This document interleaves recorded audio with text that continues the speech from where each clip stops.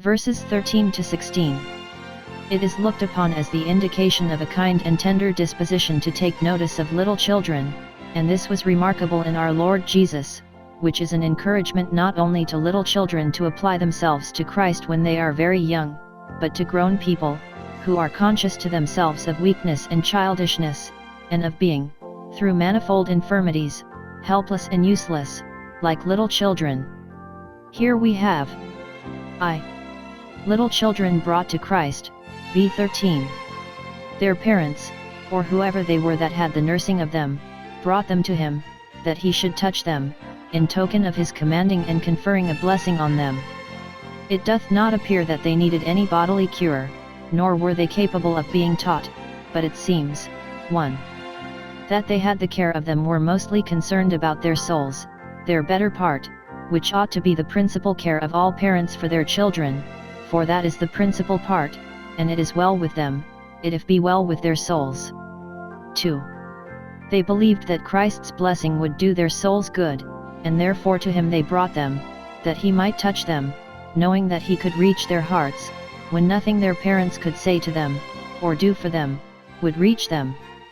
We may present our children to Christ, now that he is in heaven, for from thence he can reach them with his blessing, and therein we may act faith upon the fullness and extent of his grace, the kind intimations he hath always given of favor to the seed of the faithful, the tenure of the covenant with Abraham, and the promise to us and to our children, especially that great promise of pouring his Spirit upon our seed, and his blessing upon our offspring, Isa 44:3.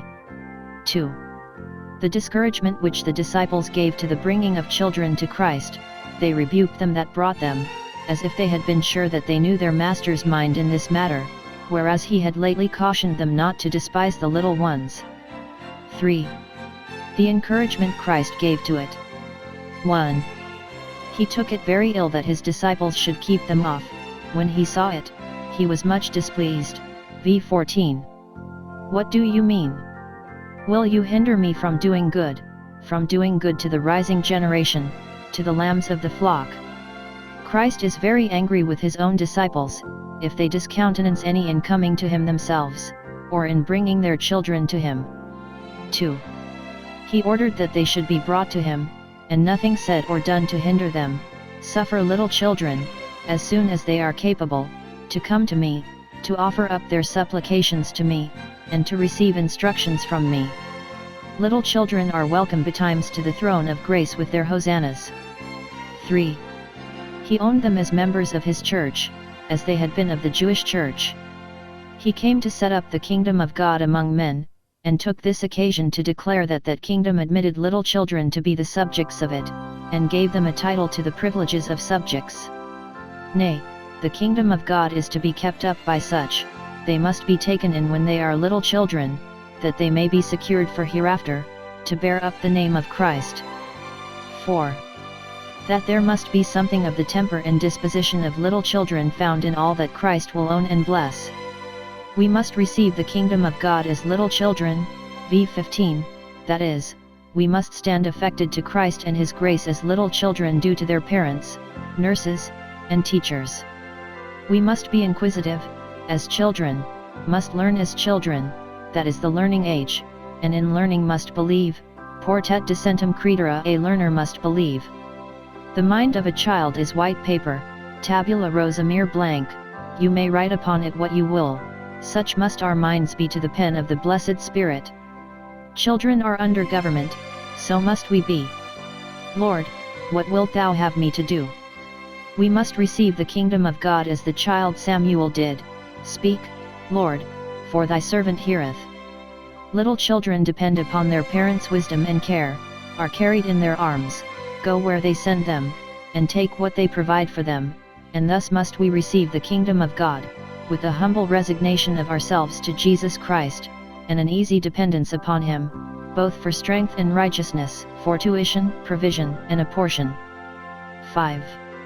He received the children, and gave them what was desired, v. 16, he took them up in his arms, in token of his affectionate concern for them, put his hands upon them, as was desired, and blessed them.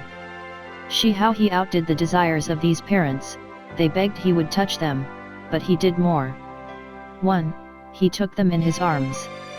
Now the scripture was fulfilled, Isa 40:11, he shall gather the lambs in his arms, and carry them in his bosom.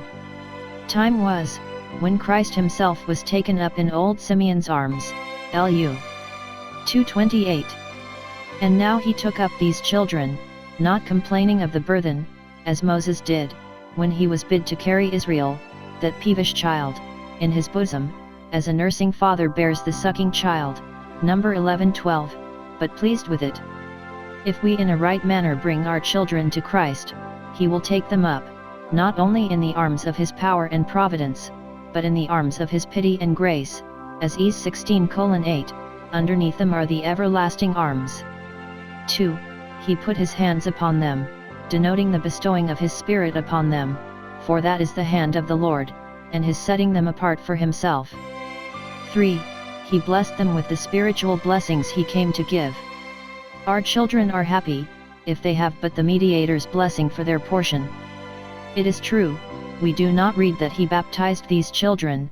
Baptism was not fully settled as the door of admission into the church until after Christ's resurrection, but he asserted their visible church membership, and by another sign bestowed those blessings upon them, which are now appointed to be conveyed and conferred by baptism, the seal of the promise, which is to us and to our children,